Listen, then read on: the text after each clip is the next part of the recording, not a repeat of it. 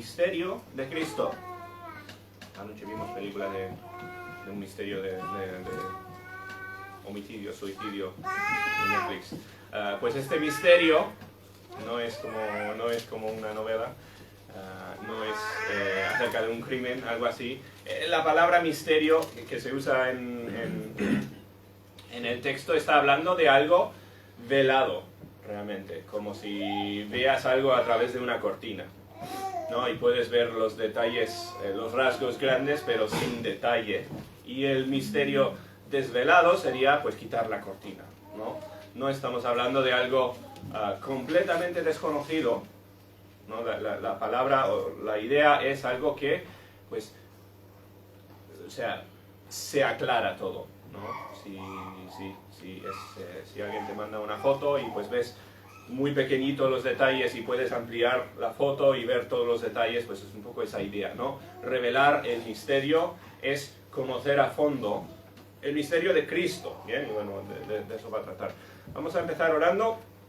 Hoy voy a repasar un poquito porque bueno, la semana pasada no estuvimos aquí en Efesios, estuvo mi hermano, así que vamos a repasar un poquito y después continuamos en el capítulo 3. Bien, nuestro Padre, gracias por el día, gracias por traernos aquí, gracias por tu palabra. Pido que nos bendigas en el estudio de tu palabra, pido que me des mis fuerzas y claridad para hablar sin estorbar lo que quiere decir el Espíritu Santo. Pido que nos guíes esta mañana, ayúdanos a conocerte más a través de tu palabra. Te lo pedimos en el nombre del Señor Jesús. Amén. Muy bien. Los últimos versículos, ya lo he dicho muchas veces, ¿no? Pablo, cuando estás leyendo una carta de Pablo, él habla en frases que duran un capítulo a veces, ¿no? Es una frase súper larga y es muy difícil para mí de predicar porque abarca un montón, una frase sola. O sea, en una oración tiene 20 temas. Así que es difícil quedarse con el hilo del contexto a veces. Pero bueno, vamos a intentar recordar de qué estamos hablando aquí. Bien, en el capítulo 2 lleva hablando Pablo un tiempo acerca de pues la ilustración de un edificio que se construye, ¿no? Y está diciendo que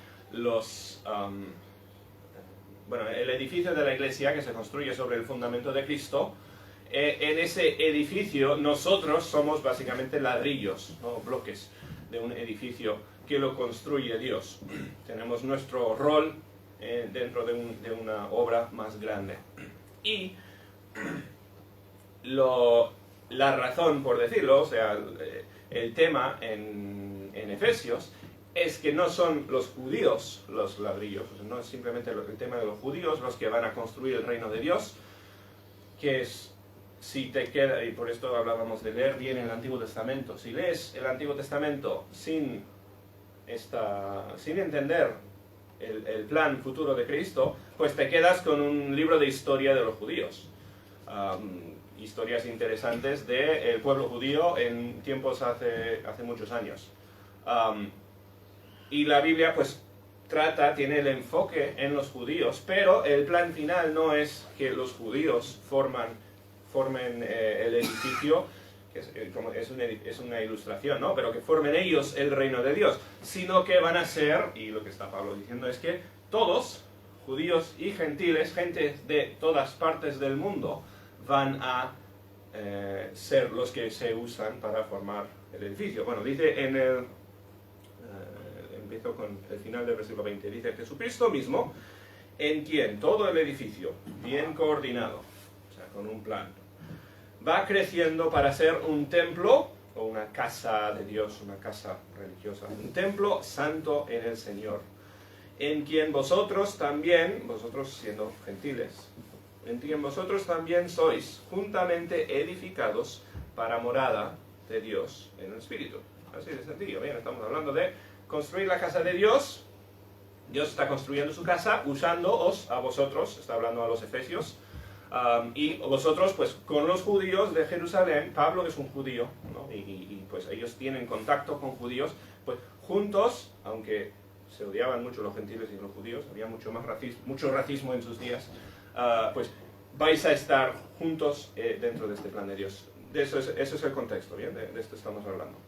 Continuamos en el capítulo 3, versículo 1, pasaje, empezamos para hoy. Dice, por esta causa, lo que acabamos de leer, yo Pablo, y aquí pone una coma, como si fueran paréntesis, ¿bien? Y esa coma, o sea, este próximo paréntesis es todo el mensaje de hoy y la del domingo que viene, si Dios quiere. O sea, esta coma no se resuelve hasta el versículo 14 ahí abajo, ¿bien? Os salto al 14 donde dice, yo Pablo doblo mis rodillas ante el Padre y habla de una oración por ellos, ¿vale? Si tienes la Biblia ahí, pues puedes saltar al final. Pero bueno, nosotros nos vamos a quedar dentro de este pequeño paréntesis por ahora. Yo Pablo, dice, prisionero de Cristo por vosotros los gentiles. Recuerda, esto en la epístola de Efesios es una de las epístolas prisioneras. Pablo está literalmente cautivo, ¿bien? Quizás con cadenas, cuando está escribiendo estas epístolas, ¿bien?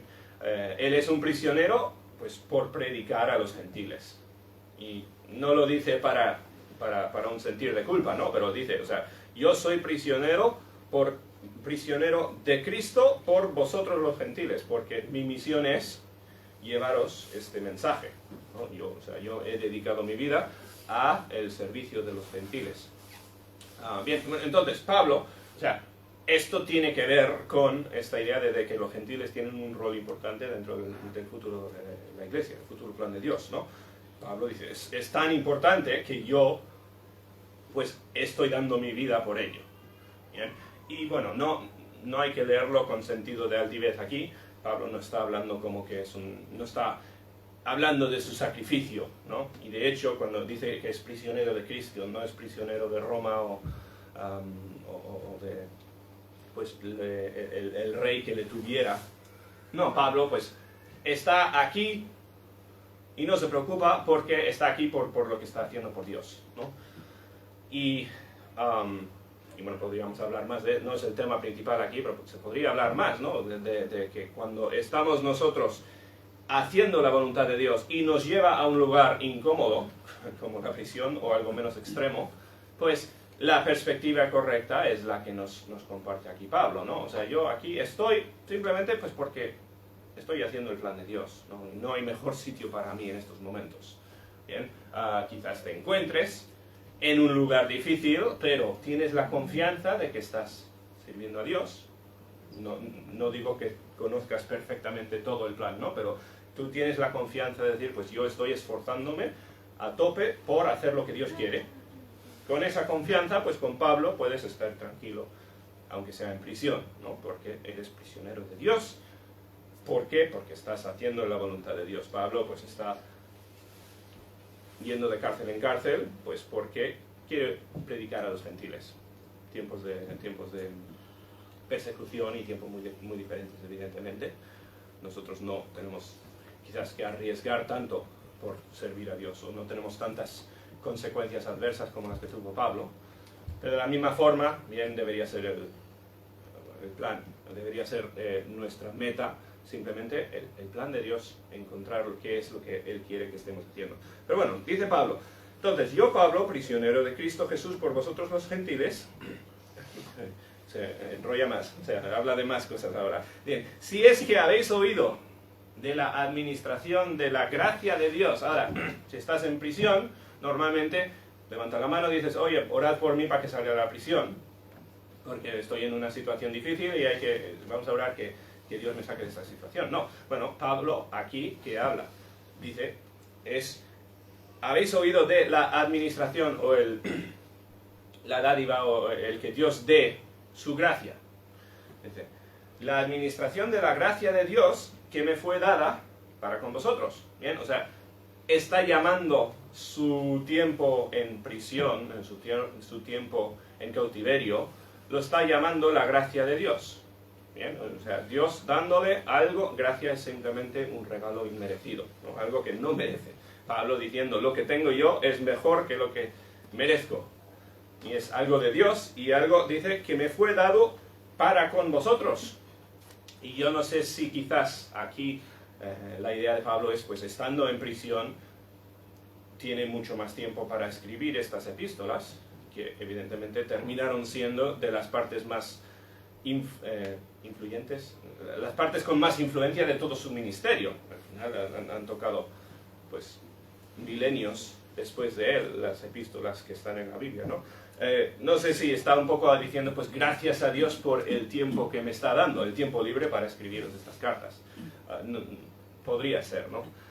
Pero dice, habéis oído de la administración de la gracia de Dios que me fue dada para vosotros, o sea, pensando en vosotros, que por revelación me fue declarado, y aquí entramos al tema, ¿no? El misterio, que como antes he descrito brevemente, esto podría estar hablando del capítulo 2, donde habla, porque el misterio, os lo cuento ya, ¿no? El misterio es que Dios ha estado pensando en los gentiles desde Adán y Eva. O sea, el plan nunca fue simplemente un plan judío para la salvación. El misterio es que la salvación es para todos. ¿Bien? Pues no mucho misterio, bueno, bien, pero el misterio en los tiempos de Pablo, y lo que es, desde luego era algo nuevo de escuchar, era que a Dios le interesan los gentiles. No hay que convertirse en un judío para ser salvo, para ser de Dios y eso. Bueno, eso es el misterio, ¿no? Pero bueno, dice, como he escrito brevemente, podría hablar del capítulo 2, podría estar hablando de otra carta, otra epístola también, ¿no? No estoy seguro. Pero la idea, o sea, ya ha mencionado antes esta idea de los gentiles.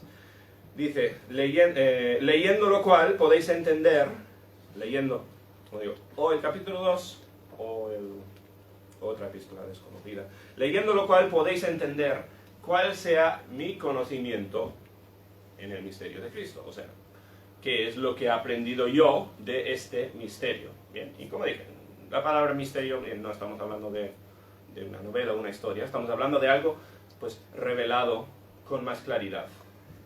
Es curiosa la idea esta de cuando murió Jesús. ¿Os acordáis que nos dice la Biblia que se rasgó el velo del templo y se rupturó la separación entre el lugar santo y el lugar santísimo?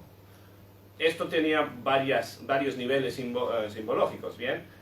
La idea principal, que ahora el humano tiene acceso directo a Dios. No necesita ir pues, por sacerdotes, no necesita las ceremonias de la ley de Moisés para acercarse a Dios.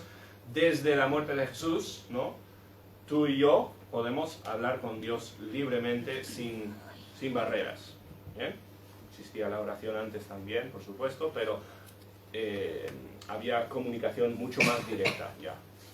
Se cambió mucho con la muerte de Jesús, ¿no? Bueno, también esta idea del velo, se apartó el velo para revelar lo que es el lugar santísimo, ¿bien? O sea, porque el velo era una barrera física para separarlo de fuera de lo de dentro, ¿bien? Y el misterio es desvelar el plan de Dios, desvelar lo que pues, Dios tiene esperado para gentiles y judíos mirando hacia el futuro. Entonces, podéis entender cuál es mi conocimiento del misterio de Cristo. Es importante recordar, ¿no? En los tiempos cuando se escribió el Nuevo Testamento, fue un tiempo de transición teológico, podríamos decir, muy grande. Ahora, sí, llegamos al siglo XXI y yo digo, oye, pues el misterio es que los gentiles podemos estar... Sí, claro, menos mal, ¿no? O sea, yo soy gentil, esto es lo más básico que hay del Evangelio. Y sí, pero en los tiempos de Pablo era una transición en la forma de pensar muy grande. De hecho, vemos a Pedro cuando visita a Cornelio, vemos a diferentes discípulos teniendo grandes luchas con gente que no quiere aceptar a los gentiles, porque los gentiles son perros, ¿no? Los gentiles son sucios, no nos acercamos a los gentiles. Pueblo de Dios son los judíos. Y así pensaban los discípulos antes de que Jesús les enseñara, y así pensaban los judíos alrededor. Y hay pues un tiempo de mucho tumulto espiritual y muchos argumentos y concilios para tratar de, oye, ¿qué es lo que tiene Dios pensado para los gentiles? Y bueno, pensé podríamos ir a muchas partes del Antiguo Testamento que hablan de los gentiles. Creo que tengo un versículo puesto para leer después, ¿no? Pero ahora, si estamos leyendo si estamos leyendo el Antiguo Testamento, bien, en plan personal, lo que estudiamos el sábado, esta idea de encontrando a Cristo a lo largo del Antiguo Testamento, si lees con atención, pues es bastante evidente, desde nuestra perspectiva ya, que el plan de Dios era inclusive a los gentiles. Una de mis historias favoritas del libro del Antiguo Testamento es la historia de Jonás, donde tienes a un profeta judío, y Dios le dice, el judío, yo quiero que te vayas a Siria y prediques a asirios acerca de la salvación. Y nos parece tan extremo la respuesta de Jonás, ¿verdad? Donde dice, absolutamente nunca voy a ir yo a predicar a gentiles acerca de la... ¿Por qué me mandas allí? Y se va. O sea, se supone que Jonás era un profeta con historia, o sea, con mucho tiempo de servicio a Dios. No era cualquier persona, era un profeta. Y su respuesta tan dramática es, pues, porque no me voy a predicar a los gentiles, ¿por qué me pides esto? Y intentó huir, y bueno, tenemos la historia de Jonás, ¿no? Pero a lo largo del Antiguo Testamento vemos, pues, muchas veces la meta que tiene Dios para la salvación de las demás naciones. Pero en estos tiempos sigue siendo un misterio. Hay mal entendimiento de la Biblia que corregir. Bien, y tenemos que tener la mente abierta, o sea, debemos tener hoy en día en el siglo XXI como cristianos la mente abierta de decir, puede ser que me equivoque en cosas que creo yo de Dios, de la Biblia. Mente abierta no para qué, no lo digo en plan de escuchar a cualquier persona, cualquier mentira acerca de la Biblia, que hay muchas más mentiras que verdades, evidentemente, no estoy diciendo cuestionar por cuestionar, pero debemos tener la mente abierta porque todos venimos de trasfondos diferentes, todos tenemos quizás algo que nos equivoquemos en nuestro pensamiento todavía, quizás no, pero yo muchas veces pienso, a ver si llego al cielo y a ver cuántas cosas diré, ay, pues yo me equivoqué, y eso no lo entendí bien. Muy probable, creo, que lleguemos al cielo y sea eso. Ahora, desde luego hay prioridades en doctrina, hay prioridades en lo que enseña la Biblia, pero que, o sea, ningún cristiano se puede equivocar de la deidad de Dios, porque eso es un principio de la salvación, ¿no? Pero seguramente, o vamos a decir posiblemente, tengamos ideas equivocadas. ¿Y cómo corregir esas equivocaciones? Porque al final, o sea, esto es la sencilla realidad, es que más personas se equivocan que las que tengan verdad, porque vemos tanta diferencia en ideas, en doctrinas, en todo. Pues, ¿cómo saber si nos equivocamos? Pues, y como Pablo, pues, puramente de nuestro conocimiento de la Biblia. Puramente de la Biblia viene la doctrina y vienen nuestras ideas. Tenemos al final un montón de ideas que vienen de personas que están intentando quizás ayudar, están intentando aportar a la Biblia, pero la doctrina tiene que estar arraigada en lo que dice la Biblia, ¿no? Eso es nuestra única fuente de verdad, y de allí se puede aprender más, y ahí pues puedes tomar cursos con maestros que conozcan la Biblia y enseñen otras cosas, pero el punto de partida es eso, la Biblia, ¿no? Entonces Pablo está diciendo, yo os quiero compartir lo que he aprendido del misterio de Cristo. El misterio de Cristo siendo simplemente que Cristo ama a los gentiles y tiene plan para ellos, igual que para los judíos. Dice, misterio que en otras generaciones no se dio a conocer a los hijos de los hombres. Imagínate ser una persona cientos de años antes de Cristo y vivir toda la vida quizás sirviendo a Dios y haciendo mucho bien, pero en realidad estando equivocado en cuanto a el plan final de Dios, porque no descubriste el misterio, por decirlo así, no entendiste suficiente de tu propia Biblia para entender. Los discípulos tenían tantas ideas equivocadas del Mesías cuando vino Jesús, ¿verdad? Se esperaban un líder político, se esperaban que Jesús fuera y conquistara Roma, como tantos de su día. Y más, pues de eso está diciendo, ¿no? Esto es un misterio que no se dio a conocer. Ahora, algunos sí, no tengo ninguna duda de que había gente que entendía bien la Biblia en el Antiguo Testamento también. Pero por regla general, y desde luego la religión era dirigida por los fariseos y los líderes religiosos que se equivocaban en muchas cosas, ¿no? Pues ahora ese misterio es revelado a los santos apóstoles y profetas por el Espíritu. Los apóstoles son los 12, 13, bien, incluyas el que le reemplazó a Judas, y Pablo. Esos son los únicos apóstoles de los cuales nos habla la Biblia. La palabra apóstol pues es simplemente enviado, elegido, enviado por Dios, ¿no? Pero está hablando de este grupo de personas que estuvieron con Cristo, tuvieron acceso muy cercano a Cristo y fueron los encargados de llevar el Evangelio al resto del mundo, ¿no? Cuando Dios dio la gran comisión, la dio pues hablando a los discípulos que fueran a predicar. Pues es revelado a los santos apóstoles y profetas. Profeta no es una persona que lleva una capucha y hace señales raras y habla del futuro. Profeta en la Biblia es simplemente predicador, que a veces hacen cosas diferentes y extrañas, pero 99% de los casos el profeta era simplemente el que cogía la palabra de Dios y la explicaba.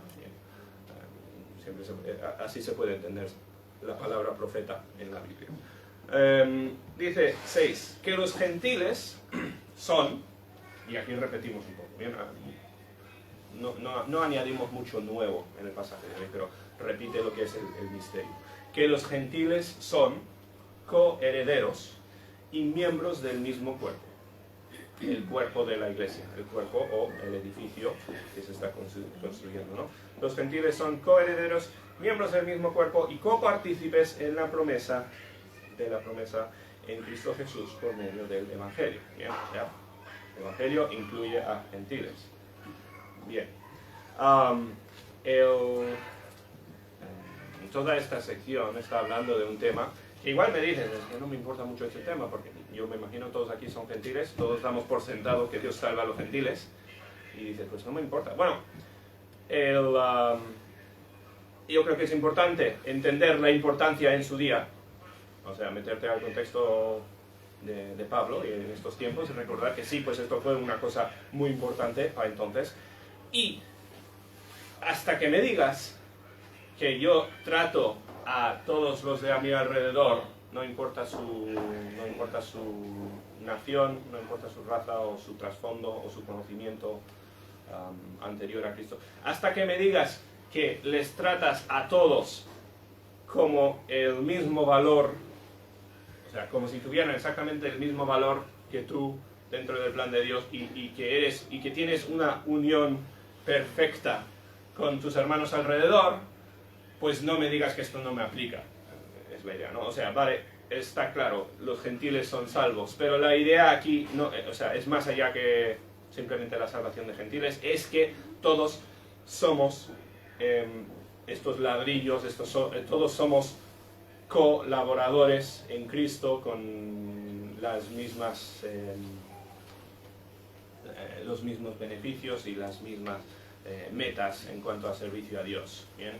Y esto trata, o sea, la aplicación, yo creo, prioritaria para nosotros es esta idea de unión, amor y paciencia y buen trato con los hermanos, que tantas veces falta en las iglesias, hay que decir. Las iglesias muchas veces son lugares donde hay un montón de riñas entre cristianos y no debería ser así.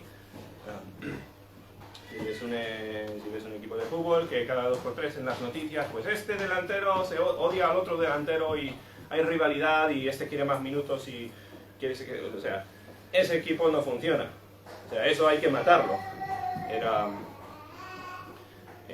bueno, en fin, no vamos a hablar mucho de fútbol, pero, o sea, tenemos que estar operando como un grupo, tenemos que estar operando como colaboradores o copartícipes de una misma obra para cumplir nuestra función como iglesia, ¿bien? Como hermanos. No podemos actuar como pues una estrella de fútbol que tiene que ir todo el partido pensando en esa persona y pásame a mí el balón de esta manera para que yo haga los puntos, porque eso no es como funciona el plan. Entonces, como digo, la aplicación para todo esto debería ser esta idea de cohesión y unidad. Bien. Los gentiles son coherederos y miembros del mismo cuerpo y copartícipes de la promesa en Cristo Jesús por medio del Evangelio. A través del Evangelio, la historia de la muerte y resurrección de Jesús, pues los gentiles y los judíos son copartícipes. Efesios, hemos estado hablando del tema de Efesios, pues la adopción, adoptados en unidad, o esta idea de que somos una familia por adopción, no por nacimiento, porque no nacimos todos, o sea, venimos todos de lugares diferentes, pero somos una familia por adopción, porque Dios decidió adoptarnos, ¿no?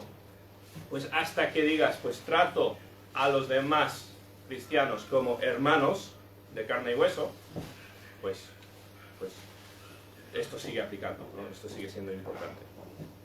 7. Del cual, bueno, dice, la promesa de Cristo, del cual yo fui hecho ministro, o sea, predicador de esta promesa, del cual yo fui hecho ministro por el don, otra vez dice aquí, de la gracia de Dios, ¿no? Pablo aquí no está hablando con orgullo. Pablo es el predicador más famoso que hay, ¿no? Pero no está hablando aquí con orgullo, está diciendo, pues, me es dada la gracia de poder comunicar este misterio a vosotros. Por el don de la gracia de Dios, que me ha sido dada según la operación de su poder. Y si miramos la historia de Pablo, pues requirió poder de Dios para salvar a este hombre, ¿no? Pablo era uno que mataba a cristianos. Requirió la mano de Dios transformarle, ¿no? Pero Dios lo hizo. Bien, bueno, entonces, y ahí termina esta sección, como dije. La semana que viene, si Dios quiere, continuaremos en este paréntesis y después volveremos a terminar la frase que empezó en el versículo 1, donde va a estar orando por los efesios. Hay que ir cachito por cachito. Pero el tema de hoy, entonces, el misterio del Evangelio, es eso. Hablando sencillamente, es que los gentiles también son salvos y Dios tiene un plan para ellos. Y vamos a decir, tiene un plan para ti y para mí, dentro de esta obra que está haciendo, este reino que está trayendo a tierra, ¿no? Más específicamente, pues nosotros tenemos que aprender a tratar con más amor, tratar con más unidad a nuestros hermanos, sacrificar más y pensar más en el hermano y no ser individuos por Cristo. Esa es la idea de todo este pasaje. Así no es del Antiguo Testamento. Puse un versículo más, un pasaje más aquí para leer. Y con eso vamos a terminar. Estos son también palabras de Pablo, hablando del mismo tema, pero lo conecta un poquito con el Antiguo Testamento aquí, ¿no? Dice, Pablo hablando a los Gálatas, dice, la Escritura, previendo que Dios había de justificar por la fe a los gentiles. O sea, no es algo nuevo, no es añadido al Antiguo Testamento. Y gente a veces describe mal la Biblia, ¿no? Como si el Antiguo Testamento se concluyó y después se abrogó con el Nuevo Testamento. Y eso así no funciona, ¿bien? Porque dice, Dios, la Escritura, previendo que Dios había de justificar por fe a los gentiles, dio de antemano la buena nueva a Abraham. O sea, el inicio de los judíos, no hay judíos antes de Abraham. A Abraham diciendo, en ti serán benditas todas las naciones. O sea, el plan de Dios para Abraham era que su familia, los judíos, llevaran la bendición a Dios a todo el mundo. No era que, pues, como con Noé, ¿no? Que Dios dijo, voy a olvidarme del resto del mundo, voy a matar al resto del mundo y me voy a quedar con Noé y su familia. No ocurrió eso con Abraham aquí, ¿no? Dios le escogió a Abraham para que su familia trajera el Evangelio al resto del mundo. ¿Bien? Para que en ti sean benditas todas las naciones. de modo que los que de fe son bendecidos, de modo que los de la fe, los cristianos, son bendecidos con el creyente Abraham. Bien, como digo, hay muchos más rastros de Cristo y rastros del misterio en el Antiguo Testamento, pero bueno, Pablo está hablando aquí de esto, ¿no? A lo largo de la Biblia vemos que el plan de Dios fue traer un Redentor para restaurar al mundo entero. No significa que todos los... no es universalismo, no es que todos van a ser salvos, porque la salvación sigue siendo necesaria y no todos son salvos, pero la salvación es traída a todo el mundo. Muy bien, y yo creo que ahí lo vamos a dejar. Bien, el misterio de Cristo. ¿Alguna pregunta o cosa que añadir o aclarar? Si no, pues vamos a orar y que Dios nos ayude esta semana a vivir como miembros de un cuerpo. Nuestro Padre, te damos gracias por el tiempo de tu palabra, gracias por ayudarnos. Pido que ayudes a cada hermano aquí esta semana a vivir para ti. Pido que vivamos como Pablo al 100% por este misterio, esta verdad del Evangelio. Pido que tú seas la meta principal en nuestras vidas. Ayúdanos a tomar decisiones conforme a tu plan. Pido que nos ayudes a cumplir nuestra función dentro del reino que tú estás construyendo. Te damos gracias por todo, gracias por tu paciencia con nosotros, gracias por tu misericordia y tu perdón, y pido que nos ayudes a encontrar tu plan y a seguirlo. Te lo pedimos todo en el nombre del Señor Jesús. Amén.